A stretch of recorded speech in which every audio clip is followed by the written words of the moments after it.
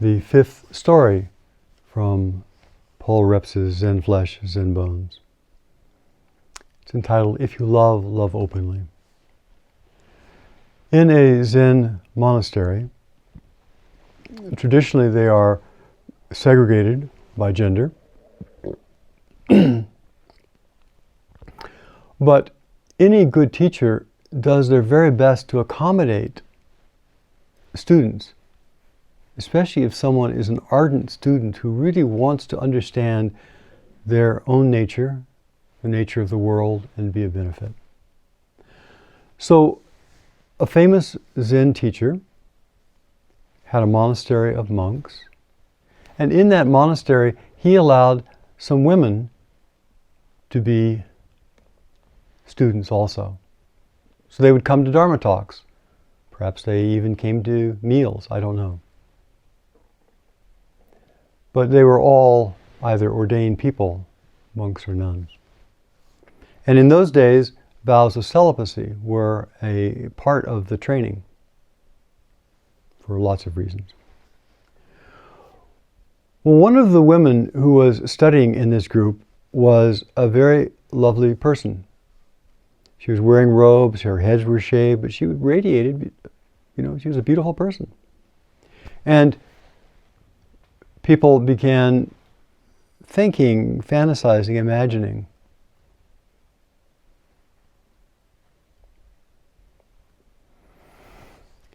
One of the monks,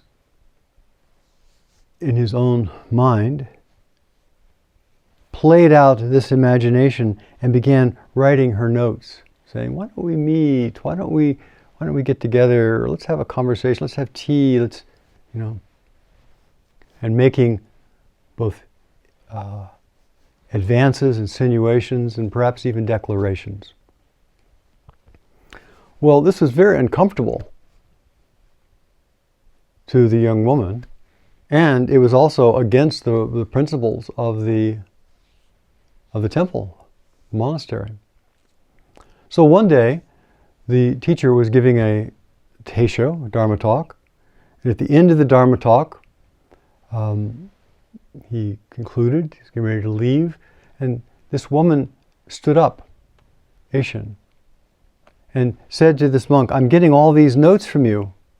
If it's true you really love me, then please, right in front of this assembly, stand up and embrace me.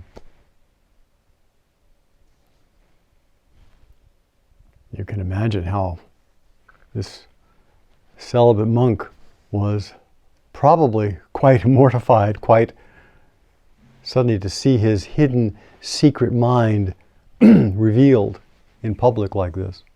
I'm assuming that really took care of this problem for this young woman and maybe put the onus back on the monk. But what's the principle here? The principle is that we often will have a whole scenario played out in our head about someone or something, that we'll have a whole imagination. Often people on retreats will be sitting there in silence, in a retreat, in rows, not looking at one another, not talking, and yet there'll be this whole fantasy life that will begin about somebody who's doing nothing but to sit there. We create something in our minds when there is no story. We create movement when there is no wind, as they say. To actually see what we're doing, to actually turn our attention back and say, I'm making all this up. This is all my own fantasy. This is all, I'm generating all this. It's not about the world out there. This is my mind creating the world and creating these situations and creating and imposing things on others. So, turn it around, turn it around, turn it around. Always turn it around. Anything we feel some other people are doing, we have to also ask, am I too doing that? Anywhere we feel somebody else is blind, we have to also ask, am I blind? Anywhere we feel that we have a particular desire or aspiration, we also have to turn around and say, is this healthy? Is this appropriate? Is this what the other person also wants? So this principle of completeness, of taking personal responsibility for inside and outside, is a fundamental spiritual principle. And then we're living in our own skin. And we're being a benefit in our own way, instead of being a problem for other people.